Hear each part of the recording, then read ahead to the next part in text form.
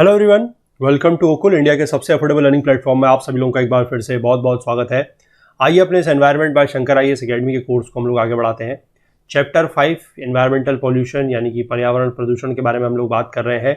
Chapter थोड़ा सा लंबा है, इसीलिए ज़्यादा पार्ट्स इसमें लग रहे हैं हमें, और पार्ट 10 के साथ आज हम इस चैप्टर को जो है आगे कंटिन्यू करेंगे। पिछले पार्ट तक हम लोगों ने कुछ टाइप्स ऑफ पॉल्यूशंस के बारे में बात करी है। स्पेसिफिकली पिछले पार्ट में अगर मैं बात करूं तो हमने थर्मल पॉल्यूशन, प्लास्टिक पॉल्यूशन की बात करी है। उससे पहले हमने सॉलिड वेस्ट वगैरह की बात की है। तो ये सारे के सारे जो पॉल्यूशंस हैं, उससे पहले हमने radio active, noise pollution, water pollution, air pollution, इस तरीके के सारे पॉल्यूशंस के बारे में बात कर ली है। आज हम लोग ये बात करेंगे एक बहुत ही इंपॉर्टेंट टर्म जिसको बोला जाता है बायो रेमेडिएशन। ठीक है, कि बायो रेमेडिएशन क्या होता है इसके बारे में हम लोग जानेंगे। और एक टॉपिक इसके बाद इसमें आपका और बचता है जो है एसिड रेन के ऊपर। ठीक है, अम्लीय वर्षा जिसको बोला जाता है। हो सकता है उसके साथ अगले पार्ट में ये जो चैप्टर है ये कंप्लीट हो जाए। तो आगे बढ़ने से पहले मैं आप सभी लोगों से एक बार फिर से रिक्वेस्ट करना चाहूँगा कि जो लोग इस कोर्स को, इस वीडियो सीरीज़ को फॉलो कर रहे हैं, जिनको ये पसंद आ रही है, वो ज़्यादा से ज़्यादा वीडियोस को लाइक करें, ज़्यादा से ज़्यादा शेयर करें अपने दोस्तों के साथ, कलीग्स के साथ, ताकि हमारे इन कोर्सेज़ का जो फ़ायदा है वो ज़्यादा से ज़्यादा लोगों तक पहुँच सके। और बाकी जो लोग चैनल पर नए हैं उनसे भी मैं रिक्वेस्ट करूंगा, अगर आप लोगों को कंटेंट पसंद आ रहा है, हेल्पफुल लग रहा है, तो आप लोग भी चैनल को जरूर सब्सक्राइब कर लें और बेल आइकन प्रेस करना ना भूलें, ताकि वीडियोस के नोटिफिकेशंस वगैरह आपसे मिस ना हो। तो चलिए स्टार्ट करते हैं आज का लेक्चर।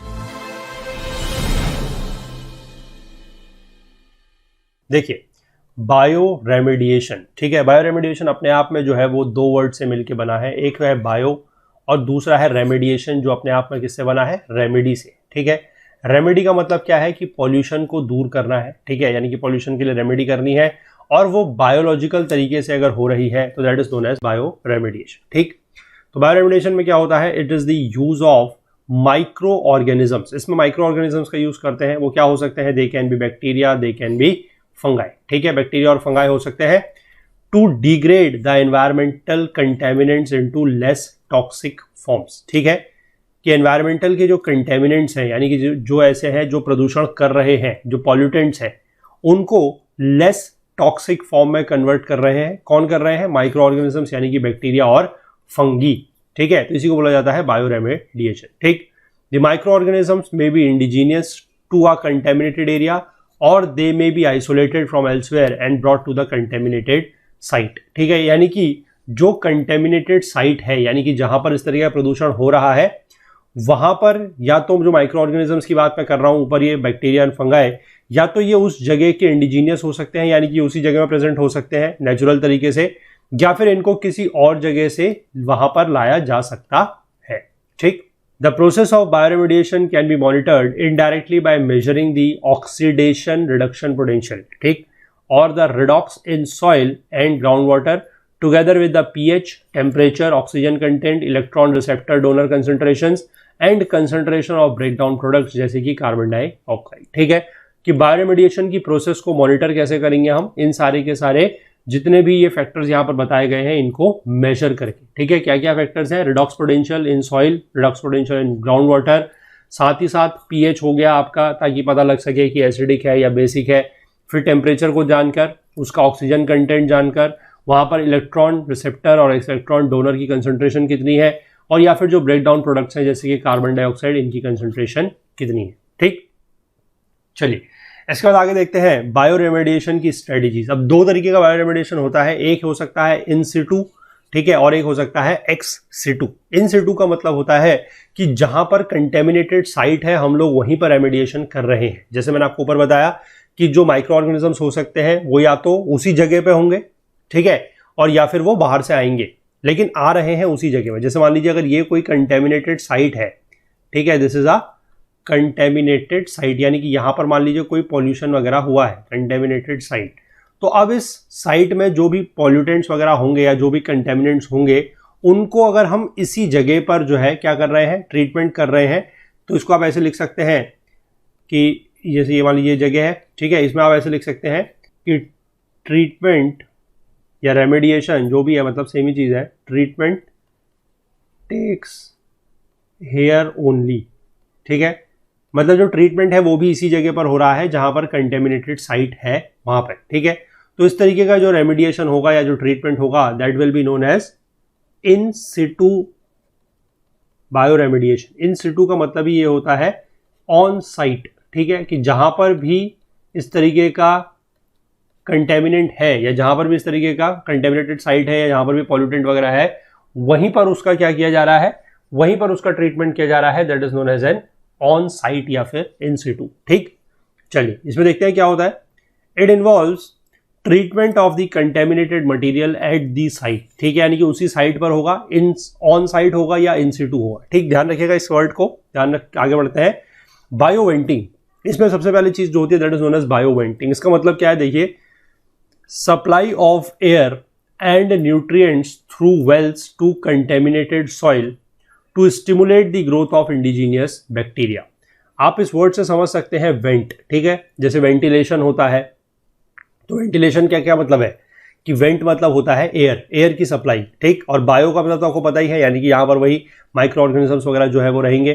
ठीक है, तो bioventing is supply of air and nutrients through wells to contaminated soil, यानी कि जो भी सॉइल कंटेमिनेटेड है वहां पर हम एयर और न्यूट्रिएंट्स की सप्लाई कर रहे हैं ताकि जो बैक्टीरियाज हैं, इंडिजीनियस बैक्टीरियाज की ग्रोथ वहां पर हो सके। अब आप इसको समझ सकते हैं कि इंडिजीनियस बैक्टीरियाज की हम लोग ग्रोथ करा रहे हैं, यानी कि ऑन साइट या इंसिटू टेक्निक तो है ही है, साथ में हम कहीं बाहर से भी ऑर्गेनिजम्स नहीं ला रहे हैं, जो बैक्टीरियाज हैं वो इंडिजीनियसली ग्रो कर रहे हैं, उनको ग्रो करने के लिए हम क्या दे रहे हैं, उनको एयर दे रहे हैं और न्यूट्रिएंट्स दे रहे हैं। ठीक, ये किसके लिए यूज होता है, it is used for simple hydrocarbons and can be used where the contamination is deep under the surface. तो ये कंडीशंस आप ध्यान रखिएगा, जैसे बायो वेंटिंग की कंडीशंस है, तो आपको पहली बात तो ये समझ में आ गई कि bioventing is a on site या इन सिटू रेमेडिएशन टेक्निक है। ठीक है, दूसरा यहां पर जो बैक्टीरियाज हैं वो इंडिजीनियस बैक्टीरियाज हैं, बाहर से कोई बैक्टीरियाज नहीं लाए जा रहे हैं, सिर्फ उनको ऊपर क्या दिया जा रहा है, एयर की सप्लाई दी जा रही है, न्यूट्रिएंट की सप्लाई दी जा रही है ताकि वो ज्यादा क्या कर सके, ग्रो कर सके। ठीक, और उसके बाद किसके लिए यूज किया जाता है, सिंपल हाइड्रोकार्बन्स के लिए, और ऐसी जगह पर भी यूज किया जा सकता है जहां पर कंटेमिनेशन या जो पॉल्यूशन है वो डीप है, यानी कि वो डीप अंडर द सरफेस है। ठीक है, तो वहां पर भी इसका यूज जो है वो किया जा सकता है। ठीक है, अगला हो गया बायो स्पार्जिंग। अब देखते हैं ये क्या है। बायो स्पार्जिंग में हम क्या कर रहे हैं कि injection of air under pressure, ठीक है, एयर को इंजेक्ट कर रहे हैं under pressure below the water table to increase ground water oxygen concentration and enhance the rate of biological degradation of contaminants by naturally occurring bacteria. बिल्कुल same चीज है, देखिए बिल्कुल सेम चीज है।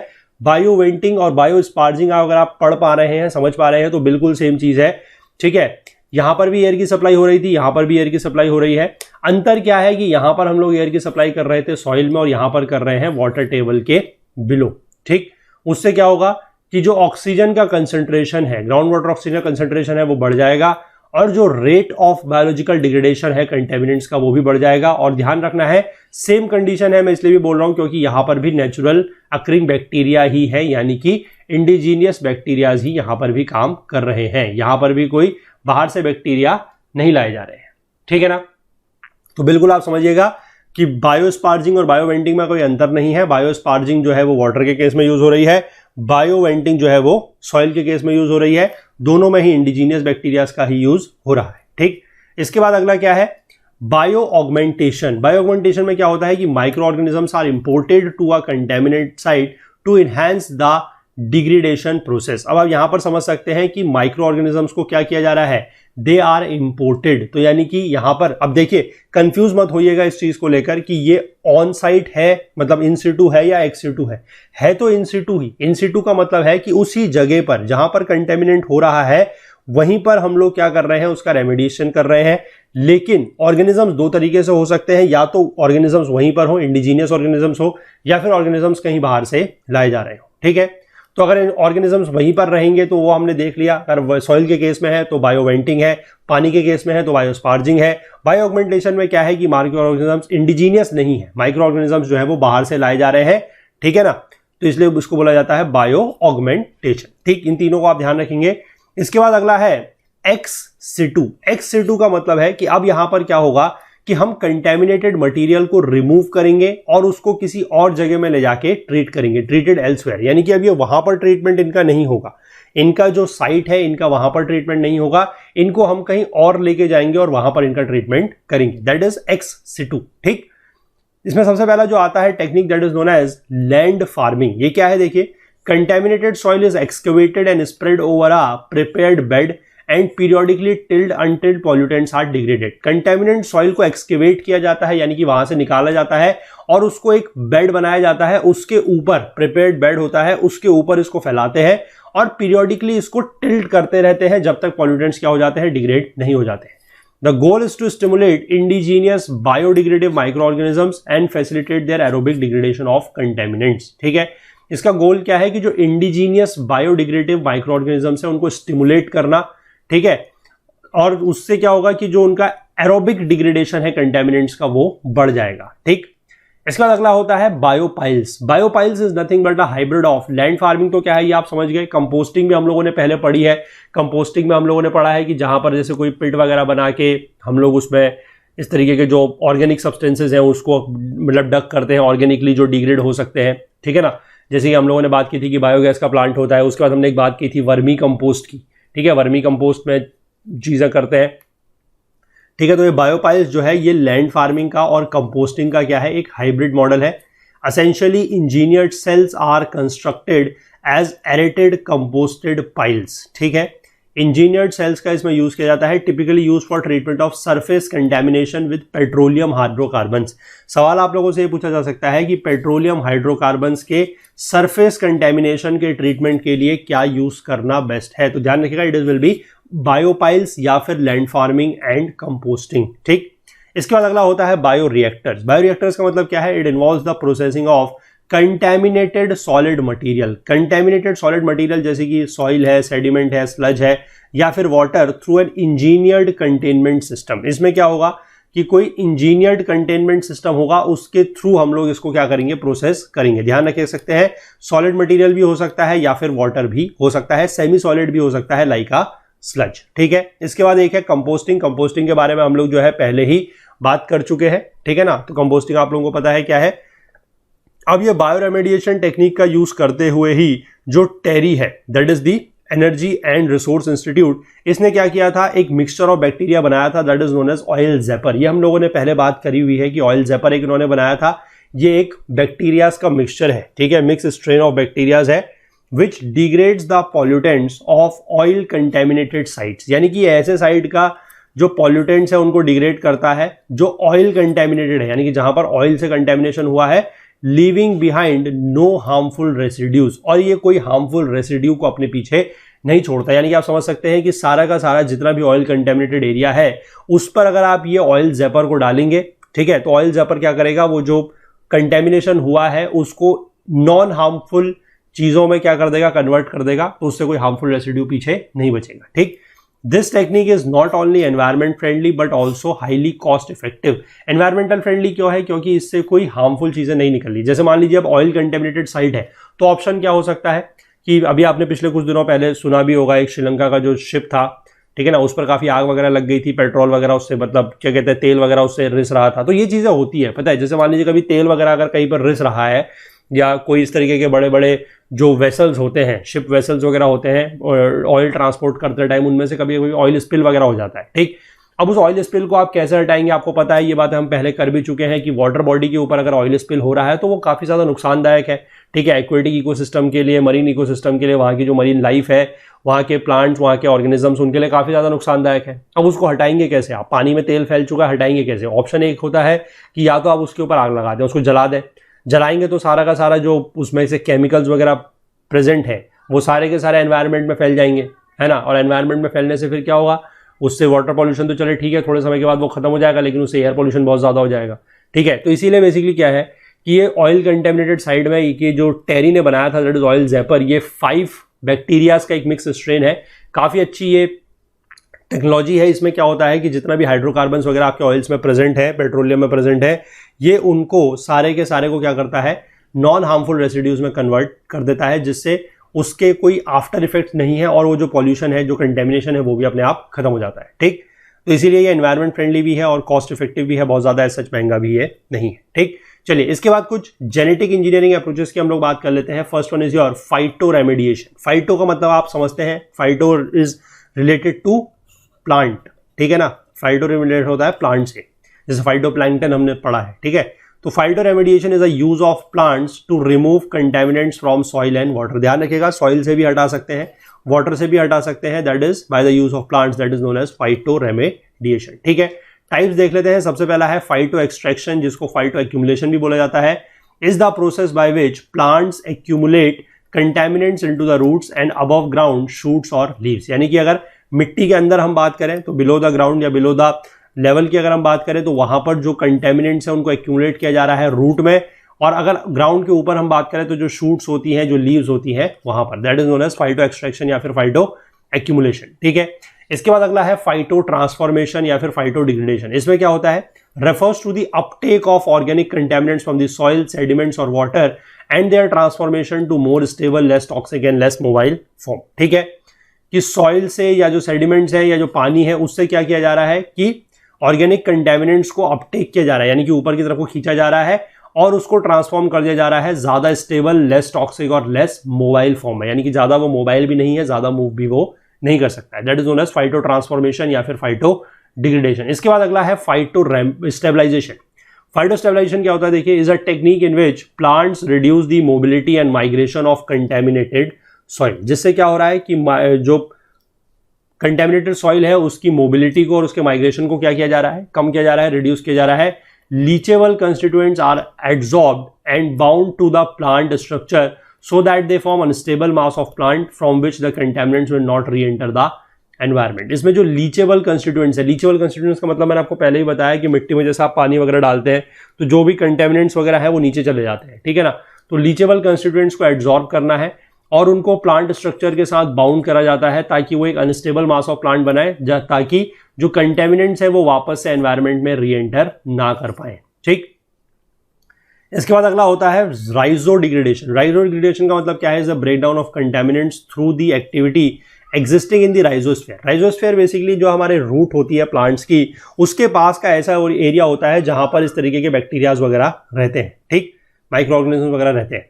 तो this activity is due to the presence of proteins and enzymes produced by the plants और by soil organism such as bacteria, yeast and fungi. ठीक है, ये कंटेमिनेंट्स का ब्रेकडाउन है through the activity that is existing in the rhizosphere. ध्यान रखिएगा, rhizosphere में होती है एक्टिविटी किसकी प्रेजेंस की वजह से हो रही है, due to the presence of proteins and enzymes produced by the plants और by soil organisms such as bacteria, yeast and fungi. ठीक, इसके बाद अगला है राइजोफिल्ट्रेशन। राइजोफिल्ट्रेशन क्या होता है, is a water remediation technique that involves the uptake of contaminants by plant roots. ठीक है, इसमें क्या हो रहा है कि वाटर रेमेडिएशन है, पहली चीज तो ये है, और दूसरा कंटेमिनेंट जो है वो प्लांट रूट्स द्वारा अपटेक किए जा रहे हैं, ऊपर की तरफ खींचे जा रहे हैं। Rhizofiltration is used to reduce contamination in natural wetlands and estuary areas, क्योंकि वेटलैंड्स और एस्चुरी एरियाज कैसे होंगे, जो वाटर वाले एरियाज होंगे, ठीक है ना, तो वहां पर इसको यूज किया जाता है। अगला है माइक्रो रेमेडिएशन। माइक्रो रेमेडिएशन क्या होता है, is a form of bio remediation. ये बायो रेमेडिएशन का ही एक फॉर्म है in which fungi are use to decontaminate the area. अभी तक हम लोग जो बात कर रहे थे फाइटो के केस में, उसमें क्या हो रहा था, प्लांट का यूज कर रहे थे, हम यहाँ पर माइको वर्ड आया है, myco is related to your fungi. ठीक है, ध्यान रखिएगा, इसमें फंगाई का यूज अगर हम कर रहे हैं टू डिकंटेमिनेट द एरिया तो उसको बोला जाएगा माइक्रो रेमेडिएशन। अगला होता है माइको फिल्ट्रेशन।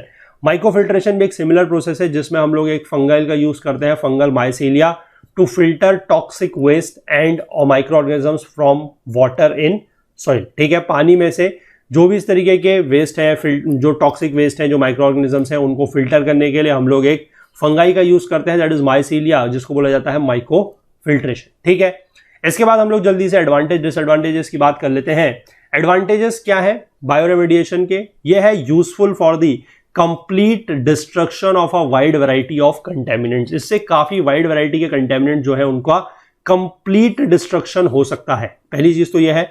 दूसरा है complete destruction of target pollutants is possible. जो टारगेट पॉल्यूटेंट्स है उनका कंप्लीट डिस्ट्रक्शन पॉसिबल है, वाइड वैरायटी ऑफ कंटेमिनेंट्स का डिस्ट्रक्शन पॉसिबल है।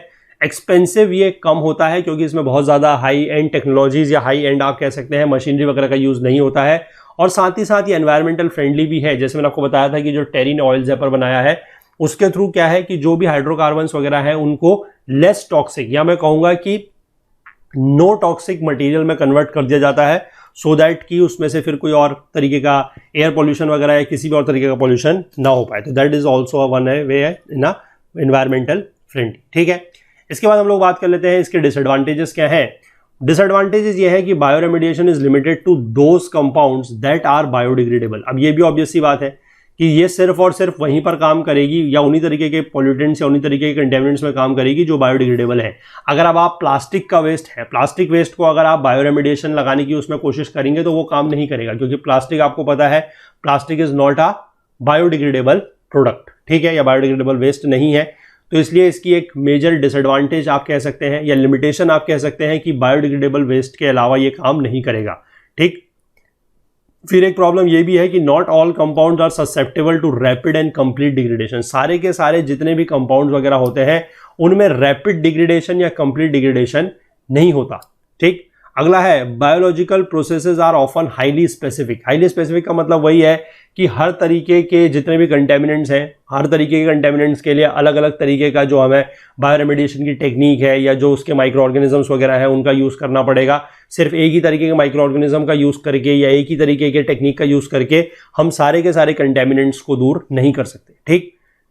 और अगला है bioremediation often takes longer time than other treatment process. हमारी बाकी जितनी भी ट्रीटमेंट प्रोसेसेस हैं, जैसे कि कोई अगर मान लीजिए टेक्निकल मतलब वो है, जैसे मान लीजिए मशीन वगैरह का यूज़ है या किसी और तरीके का यूज़ है, ठीक है। जैसे मैं आपको बता रहा था कि ऑयल स्पिल वगैरह हो रहा है, अगर उस पर आप ऑयल में तेल में अगर आग लगा देते हैं, फायर लगा देते हैं, तो उसके बाद वो जल्दी से क्या होगा, वो सारी की सारी आग जो है मतलब जितना भी मटेरियल है वो सारा का सारा जल जाएगा, ठीक है। यानी कि वो फास्ट प्रोसेस है। लेकिन उसमें क्या होगा, आप समझ सकते हैं कि वाटर में जो है, मैंने बताया आपको कि पॉल्यूशन वाटर से तो हट जाएगा लेकिन एयर में पॉल्यूशन हो जाएगा, ठीक है। तो इसीलिए ये जो बायोरेमेडिएशन की प्रोसेस है ये थोड़ा सा लेंदी प्रोसेस है, थोड़ा सा ये टाइम टेकिंग प्रोसेस है बाकी ट्रीटमेंट प्रोसेसेस से। तो ये भी इसकी एक तरीके से आप कह सकते हैं डिसएडवांटेज है या लिमिटेशन है।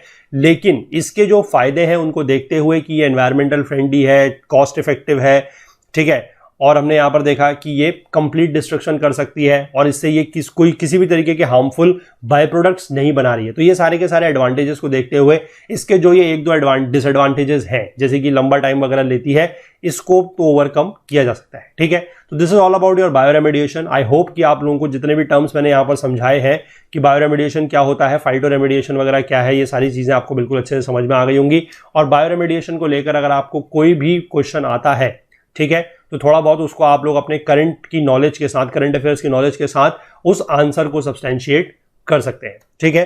तो अब इसमें आज हम इतना ही रखेंगे इस लेक्चर को। इसमें एक टॉपिक मैंने आपको बताया जैसे और बचा है, that is about the acid rain. उसको लेकर थोड़ा सा लंबा डिस्कशन आप लोगों की बुक में दिया गया, उसमें देखते हैं कितनी चीजें रेलिवेंट है, ठीक है ना, जितनी चीजें काम की हैं उसको हम लोग लेकर उस टॉपिक को अगले पार्ट में स्टार्ट करेंगे। और हो सकता है कि एक या फिर मैक्सिमम 2 लेक्चर्स में वो टॉपिक और ये चैप्टर जो है कंप्लीट हो जाएगा, ठीक है। चलिए, तो कंटेंट रिलेटेड अगर आपको कोई भी डाउट है तो आप हमारा टेलीग्राम का जो ग्रुप है दैट इज ओकुल जीएस यूपीएससी डिस्कशन फोरम, इसको ज्वाइन करके पूछ सकते हैं। इसका लिंक आपको नीचे डिस्क्रिप्शन बॉक्स में मिल जाएगा, या फिर आप इसको टेलीग्राम में सर्च करके भी ज्वाइन कर सकते हैं। इस पूरी की पूरी वीडियो सीरीज का जो फुल कोर्स है वो हमारी वेबसाइट पर अवेलेबल है, वहाँ पर आपको सारे के सारे वीडियोज़ मिल जाएंगे, साथ ही साथ chapter wise notes, chapter wise quizzes, ये चीज़ें भी आप लोगों के लिए प्रोवाइड की जाएंगी सो दैट कि आप लोग अपनी तैयारी, अपनी प्रिपरेशन को एसेस कर सकें।